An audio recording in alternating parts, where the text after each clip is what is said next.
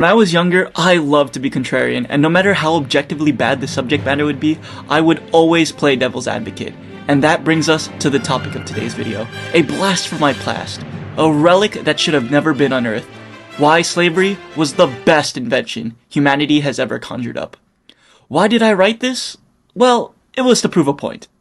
Slavery. Probably one of the most essential portions of humanity. Was it morally wrong? Absolutely. But let's for a second say, forget morals. Forget doing the right thing and having a good-willed conscience. Let's examine slavery through the lens of a sociopath. First thing you'll notice, after trashing your heart and soul, is slavery was everything but bad.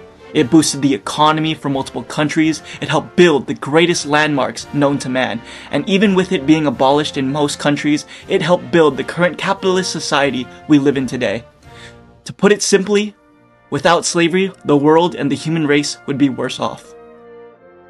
Before getting into the plethora of good slavery has brought upon the human race, let's define what a slave is, in 2 words: living property. That encompasses a lot of stuff, so let's start with the beginning. The first slave, goats. They were the starting point of humans realizing using another living, breathing being would be beneficial in human progression. In Southeast Asia, yes, fricking Asia, 10,000 years ago, the first goat was domesticated for its milk, hide, and meat. Not long after, the descendants of modern US human slaves were domesticated. Oxen and horses, the beasts of burden.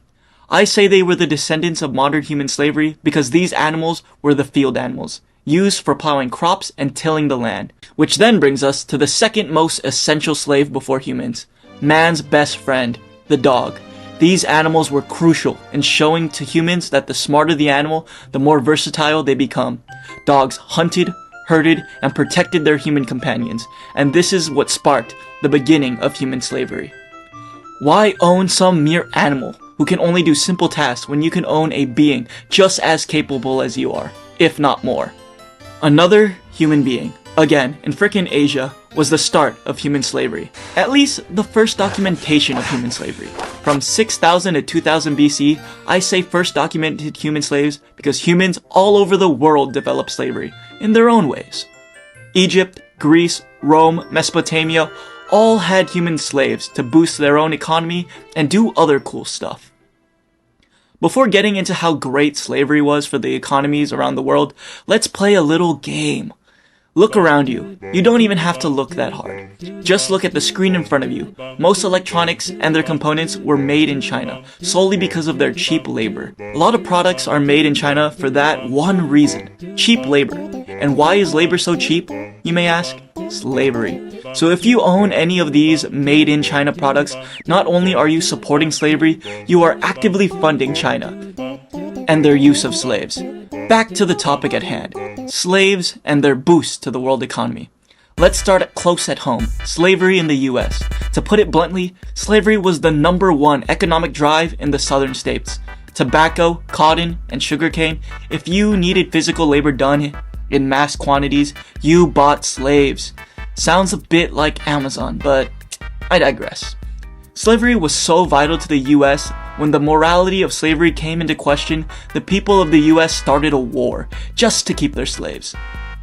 Sure, the South lost, but can you blame them for wanting to keep their slaves when slavery was the main booster in finances? Mississippi became the richest state off all of their slave imports. Enough about the US. Because slavery was a worldwide phenomenon, and the Brits knew how to do it the best. They were importing slaves from Africa to all the European and American countries, becoming the world's leading slave trade country. And that made them the richest country at the time. And I might add, the most important country at the time. Not only were they profiting from the 3.5 million slaves they sold from Africa, but they also helped other countries around the globe.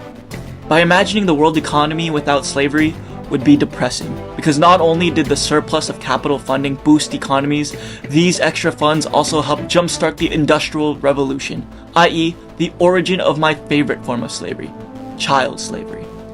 Child slavery on its own was revolutionary. Having a child do tasks too small for any adult slave to perform allowed a way for machinery to be more condensed and refined through the small hands of children slaves. Honestly, what more can you ask for? Without children's slavery, inventions such as computers and portable smart devices would be impossible. This was the pinnacle of slavery, bar none. Moving on from the economic advances from slavery, onto the more artistic and awe-inspiring creations of slavery, starting from the most popular and largest slave-made structure, the Great Wall of China.